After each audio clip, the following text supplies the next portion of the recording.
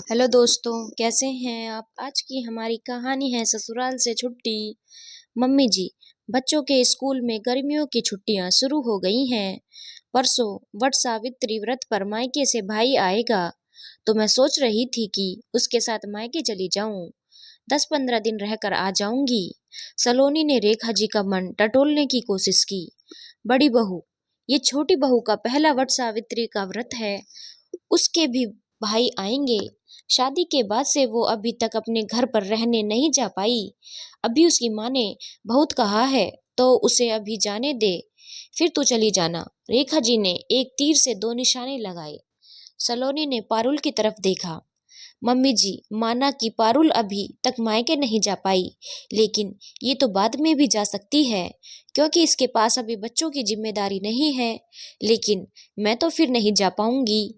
फिर बच्चों का स्कूल का काम और ट्यूशन शुरू हो जाएंगे। पारुल मेरे जाने के बाद चली जाएगी। नहीं, पारुल का भाई इतनी दूर से बार बार थोड़ी ना आएगा। अब इस बारे में कोई और बात नहीं होगी। जाओ, जाकर रसोई में खाने की तैयारी करो, रेखा जी ने कहा और अपने फोन में मस्त हो गई।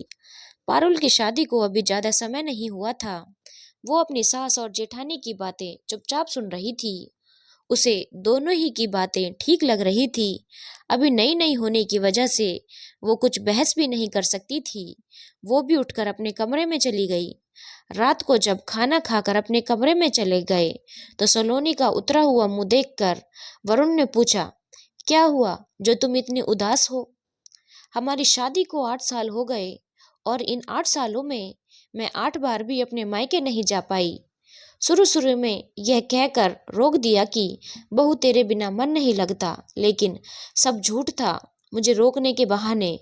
फिर बच्चे हो गए तो उनके छोटे होने की परेशानी, फिर बच्चों का स्कूल, उनके ट्यूशन और एक्टिविटी क्लास।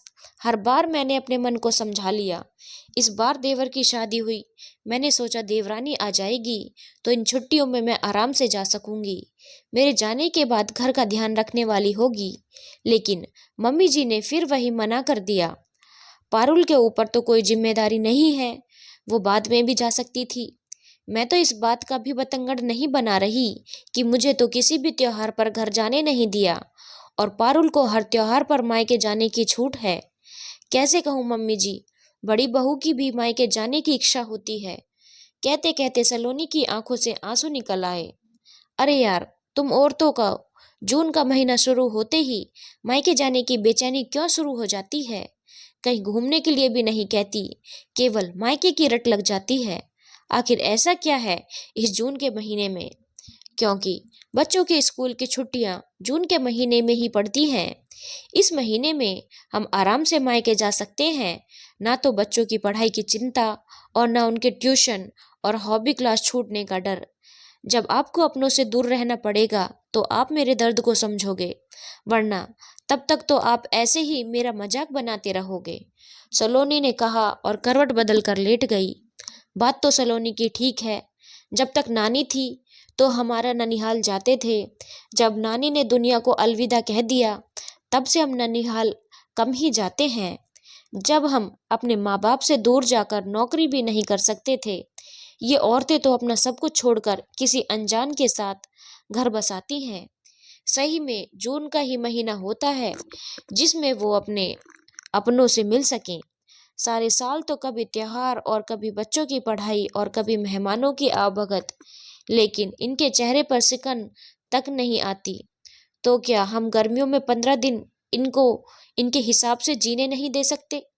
अगले दिन वरुण ने रेखा जी से बात की, पारुल को भी बुलाया और पूछा, क्या तुम थोड़े दिन बाद अपने मायके जा सकती हो पारुल। पारुल बोली, हाँ भैया ठीक है, इन दिनों भाभी का जाना ज्यादा जरूरी है। अगले महीने तीज है, मैं तब चली जाऊंगी। अब बताओ मम्मी, अब तो कोई समस्या नहीं है। मम्मी, अब घर में दो बहुएं हैं, इन दोनों में थोड़ा एडजस्ट बनाने की आदत बनने दो, वरना एक समय आएगा जब इन दोनों के झगड़ों में हम पिसेंगे। अभी पारुल नई नई है, जैसी आदत डालोगे वैसी ही ढल जाएगी। मम्मी, इच्छाएं तो सलोनी की भी हैं। अगर उसे ज्यादा इग्नोर किया गया तो वो दिन दूर नहीं जब उसका मन इस घर से उखड़ जाएगा। वरुण ने अपनी माँ को समझाया। रेखा जी को भी अब अपनी गलती समझ आ रही थी। उन्होंने सलोनी को बुलाया और कहा, बड़ी बहू, तुम मायके जाने की तैयारी करो और आने की जल्दी मत करना। थोड़े दिन छोटी बहू से अपनी सेवा करवाऊंगी। छोटी बहू अगले महीने चली जाएगी। मैं समधन जी से बात कर लूंगी। सासू माँ की बात सुनकर सलोनी बहुत खुश हुई। भागते हुए कमरे में गई। अपनी मम्मी को खुशखबरी जो देनी थी, फिर जाने की तैयारी भी तो करनी थी। सखियों, हम सभी का मन करता है कि छुट्टियों में मायके जरूर जाए, चाहे कुछ समय के लिए ही सही। चाहे कोई भी उम्र हो, अपने डेली रूटीन से हटकर माँ और भाई के पास जाकर हम सब की ऊर्जा बढ़ जाती है। फिर अगले साल तक हमें भी पता नहीं है जाने को कब मिलेगा। आप सबकी प्रतिक्रिया का इंतजार रहेगा। मेरी कहानी कैसी लगी कमेंट बॉक्स में ज़रूर बताएं और चैनल को लाइक शेयर और सब्सक्राइब करना ना भूलें।